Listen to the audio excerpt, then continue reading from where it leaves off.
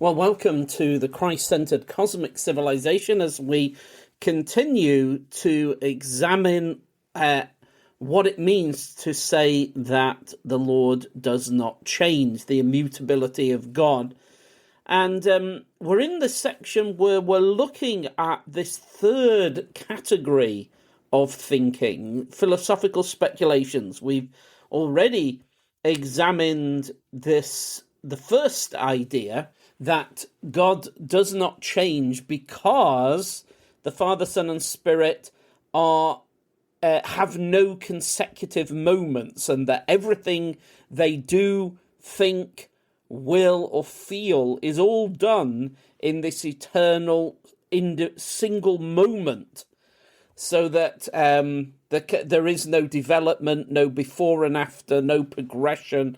There's just this total single moment of total action, thought, will, feeling, and that's it in all eternity. So of course there's no variation of any kind there. So it is a kind of metaphysical solution to the question of does God change? But I feel the cost is astronomically high to attain that.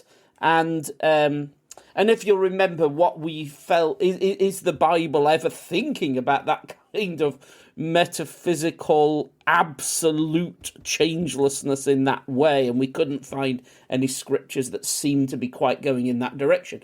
But nevertheless, we've examined that. Now, our second philosophical idea is God is simple. And as you know, we've sometimes touched on this subject before in this podcast. And as we often say, the philosophical claim that God is simple is not at all simple. It's one of the most complex and possibly incoherent. Some people think it's an incoherent idea, that it cannot actually be resolved into very clear, examinable and articulable doctrine of God. But here's the idea. Let's just first of all try and lay it out, and then we'll explore it a bit, and then we'll show how it leads people to say that God cannot change.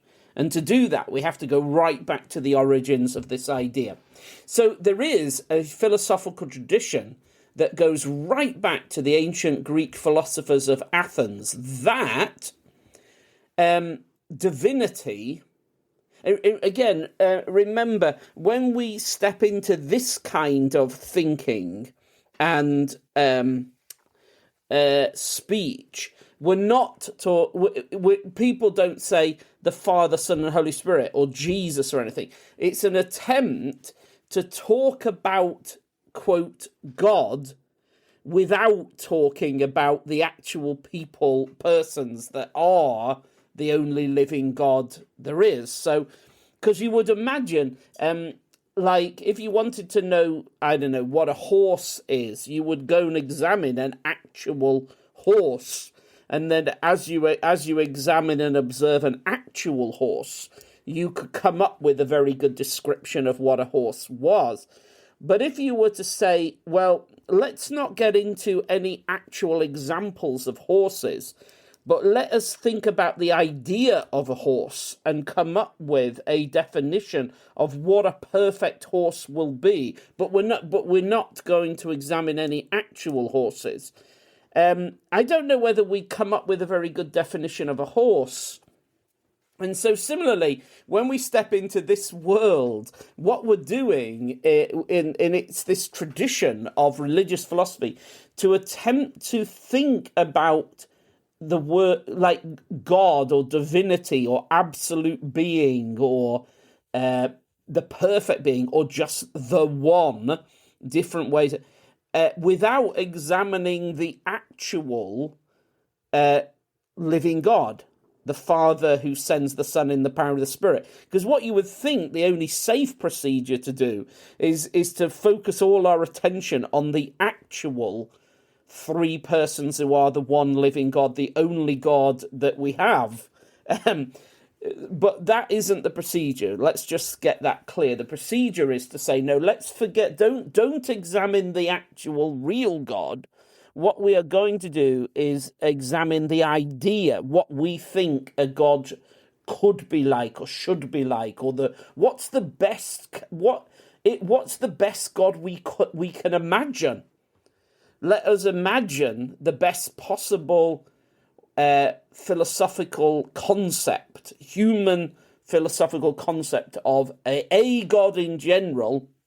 And then when we've done that, we can take that to an actual example of a God and see how see how we can connect those two together. Anyway, so the point is, there's this tradition from ancient Greek philosophy that divinity, the supreme being, the one, is simple, which is here means non-composite. If God is an ultimate being, if this supreme one, then this God must be made of a single substance. That is, God must have no composition of any kind, and therefore cannot decompose or change. So that's the summary of this whole argument there, is that if there are no components, God cannot decompose because there are no components to break apart, and therefore can't change. Let's first of all say that this philosophical tradition of claiming that God is simple, and even bringing that into Christian theology, it's been very strong in Roman Catholicism, especially through Thomas Aquinas. Thomas Aquinas has become like, he took this idea to a very, very high, strong, some would say extreme position, and that view became part of Roman Catholic dogma.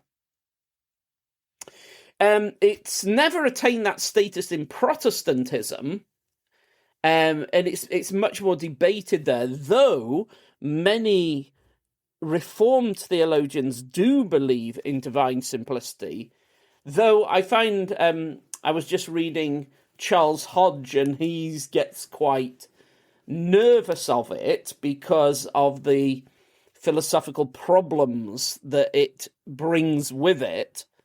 But so in Protestantism, it never attains that level of certainty, or it's never something that is universally acclaimed as part of the very core of Christian doctrine. Although some speak about it as if it's that strong. But if we move from the west to the east, the Eastern Orthodox Church formally rejected divine simplicity in a synod in 1368. So the Eastern Orthodox don't believe in it in that way. They don't think of it as a dogma or anything. Although you find individual Orthodox theologians are more sympathetic to it. And then keep going east, and then you go to the Oriental Orthodox Church tradition, and they're even more opposed to this idea of divine simplicity. Anyway, let's get into it. So, to say that the divine essence is simple is to say that the divine essence is one thing rather than many things. Now, that sounds really simple. If you say, I mean, it might sound absurd. You might be saying, how could we be getting into what is God made of? Who on earth thought that that was a useful question, or even a possible question to ask? Yeah, I get that, but here we are. This is where we are.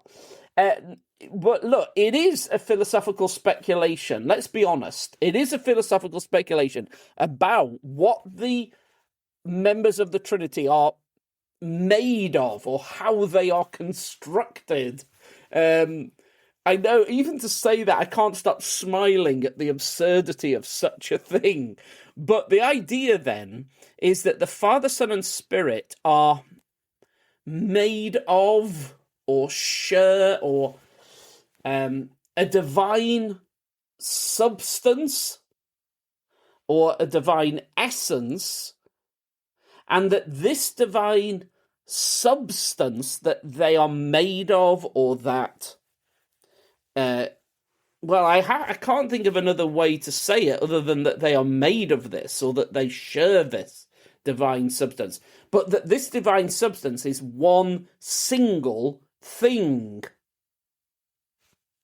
Now, if the divine essence is simple in this way, made of just one substance or essence, right, God is not composed of different things. That is, God doesn't have separate modules. Let's put it that way, modules.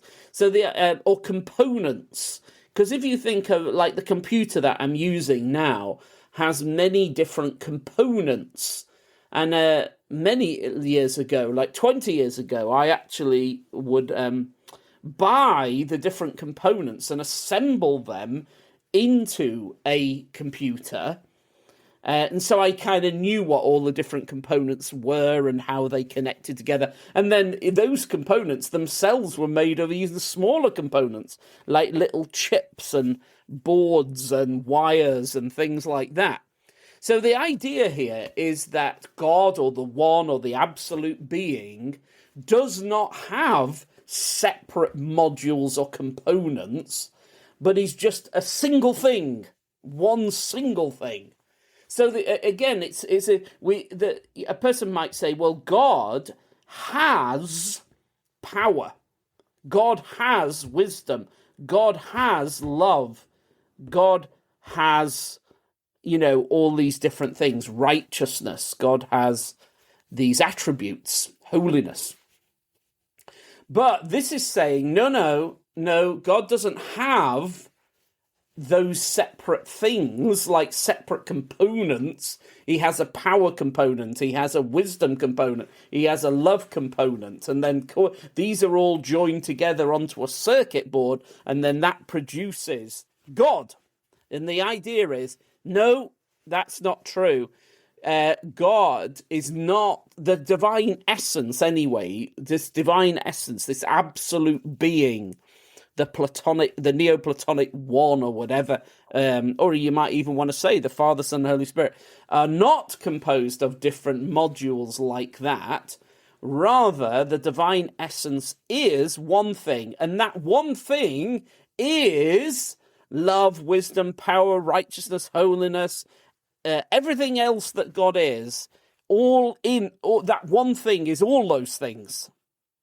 The one divine substance, the one stuff that God is made of, or God is all those things at the same time. Now, let's just put a footnote here.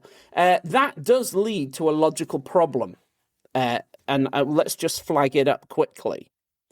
If this divine substance, if the essence of God is one thing, and that one thing is all those things that God is described as, love and power and wisdom and so on, if that's true, then we end up saying that they're all the same thing.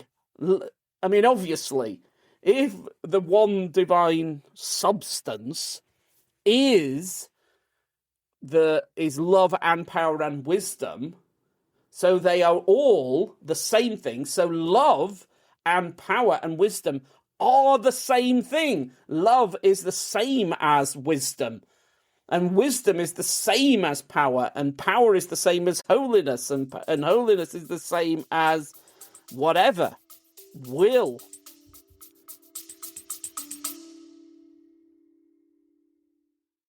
This podcast and all my work depends entirely on donations. It's only through your support that all this research and teaching can be free for so many. If you're in a position to help, please consider supporting the mission by giving to the Biblical Frameworks charity. Find out how at biblicalframeworks.com and look for the Give link. Thank you. So that leads to a problem that how do we differentiate what is the difference between love and power and righteousness and will and personality or whatever? What is the difference between those things in the divine substance if they're all the same thing? So sometimes people go, well, they are all the same, but we, limited human beings, we might think of God as having a range of different qualities. We will do that and use different words to describe God in different ways, different aspects of this one thing. But the philosophical claim is that God is just one thing, and all those things, love, power, wisdom, holiness, righteousness, will, personality, all of that, they're all the same thing. And philosophers, this is why some philosophers won't buy into this whole divine simplicity thing, just on that basis alone. And Charles Hodge in his systematic theology gets a bit stressed about just that, because it does feel like you're ending up with something getting close to almost irrational. And I know that some worry about that. But look, let's not worry about that too much, or if that just all sounds too weird. It's a side debate, really, and it needn't concern us in this, because we're really just trying to understand the idea that God cannot change, or what is immutability? What is the right way to confess that? So let's go back to where this idea of divine simplicity, the idea... Or just the idea of simplicity in this sense of what is a thing made of and how does that relate to whether it can change or not. Let's just clarify that. Let's go back to that. We find this kind of analysis back in Plato. So Plato lived something like 425 BC through to about 348 BC. And obviously one of these powerful foundational thinkers in the pagan culture of ancient Greece. It is interesting to follow this original argument in Plato's work so that we can see the philosophical foundation for this way of thinking of divine simplicity. Because I think sometimes people treat it as something very obvious that's like, if you've never heard of it before, when I explain it to someone who's never heard of this idea before, they nearly always find it absurd or ridiculous or incomprehensible, and it takes quite a lot of effort to get them to even see why it's interesting or important or whatever. But the problem is partly because it is something that comes from this Platonic pagan thought and then has been kind of adapted and adopted into Christian thinking by many down through these 2,500 years, so that it's been kind of dressed up with a kind of respectability and even devotion that isn't as obvious when you strip all that away and just go back to the original thing itself. So the argument about simplicity doesn't come from the Bible or from the ancient prophets. It comes from Plato. So let's get into it. And I'll give you quite an extended quotation from Plato in a moment. So Plato draws an analogy between the way we see things in the world changing by decomposition and what must be true of eternal spiritual things. So he says, like, as we observe the changing physical world, we see that change and decay leads to composite things falling apart into the components. So that's what he says. If you look at the world around you, change and decay happens because things are made up of smaller parts, and through the passage of time, the thing breaks up into its smaller components. And that's how things change and decay, he says. That's the problem with the world. That's why there is decay in the world, because things are made up of other smaller components. So if that's how things change and decay in everything that we see in the world, then is this a general rule that works for all beings, including a God or the absolute being? And the conclusion is that if God does not change, that is because God must not be composed of separate parts, because everything we see in the world changes because it's made up of separate parts, which end up falling apart. Things fall apart because they're made of parts. God doesn't fall apart because he isn't made of parts, or the absolute being, or whatever Plato's got in mind. Really, he doesn't really say God in that way. He tends to say something like absolute being or true being and things like that. Here's the quotation. I'm going to give you the whole quotation. He's in a discussion with a guy called Cebes, in English, Cebes, like that. So Socrates asked, what kind of thing naturally suffers decomposition? That which is compounded and composite is naturally liable to be decomposed in the same way in which it was compounded. And if anything is uncompounded, not made up of separate parts, is not that, if anything, naturally unlikely to be decomposed? So then Cebes replies, I think that's true. And then Socrates says, then it is most probable that things which are always the same and unchanging are the uncompounded things, and the things that are changing and never the same are the composite things. And then Cebes says, yes, I think so.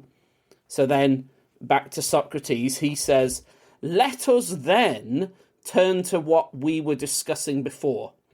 Is the absolute essence, which we call true being, always the same, or is it liable to change? Absolute equality, absolute beauty, any absolute existence, true being, do they change in any way whatsoever?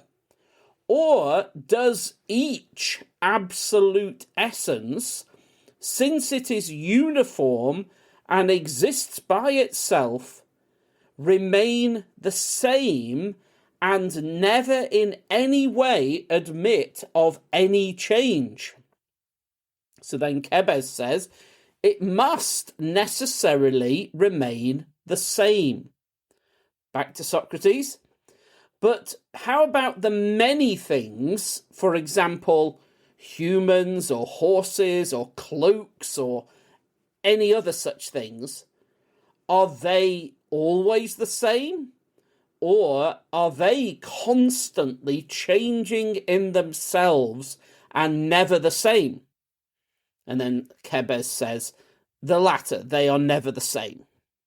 Okay, that'll do. We don't need to carry on with the conversation. We've got the flavour of how it works. So, and interestingly, as this conversation progresses, they conclude that the human soul carries on existence after the death of the human body because the human soul is simple, made of one single substance, whereas the human body is composed of many different parts, components, and therefore it dies and decays and ages.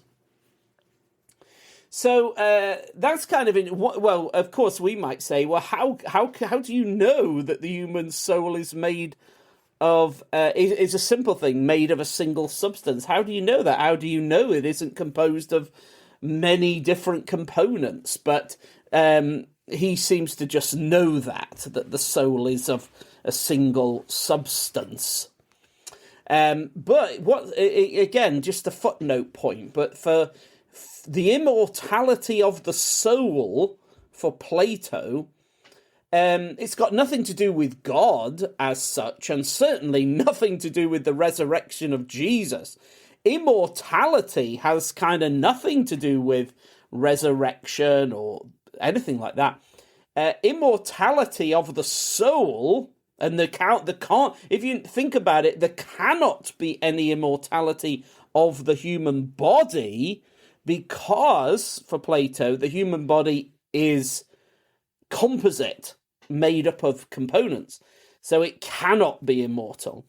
But the immortality of the soul is definite because of the basic, quote, physics or the mechanics of what the soul is made of. That you only need, once you know what the soul is made of, one thing, you know that it cannot decompose, it cannot change in that sense. Okay, now, what do we make of this conversation between Socrates and Kebes? It kind of works from... It works because they go from their observation of the natural world around them, and then from that project that up into not just unseen aspects of human existence, but Plato is projecting observations of what we might call created existence, and projecting that up onto the creator. So they look at the world, notice that everything in this world changes because everything falls into decay and decomposition. Their explanation for this is that everything is made up of separate things, modular components, and therefore everything has a tendency to fall apart, to break up into the components they are formed from. And so they wonder together if there is a different class of existence, things that are not made up of several different components, but rather just one thing.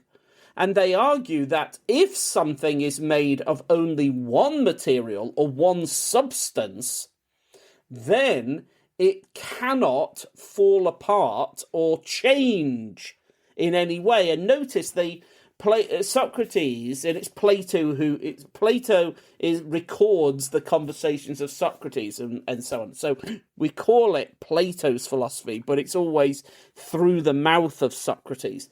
But sometimes when I'm trying to explain divine simplicity, and I'll say it's really about what is God made of. Sometimes people say, no, it's not about that. It's about how to classify the attributes of God or something like that, as if it was something quite more sophisticated. But no, it isn't. Like, when we go back to where this whole way of thinking comes from, it really is quite specifically about what things are made of and the mechanics of how things are made. And really, if things are made of several different things, they can fall apart into those several things. But if they're made of one thing, they can't fall apart because they are just the one thing. And you could argue that there is a kind of another level to that discussion, which is that if the components are of a more fundamental character than the thing made of the components. And so with that, if we the idea that, well, I'll tell you what, let's leave that, and we'll touch on that in our next episode, where we'll just follow through and try to ask, does the Bible have that view of decomposition, decay, and change? Is the biblical explanation for the changing, for the reason things change, is it that things are made of different components?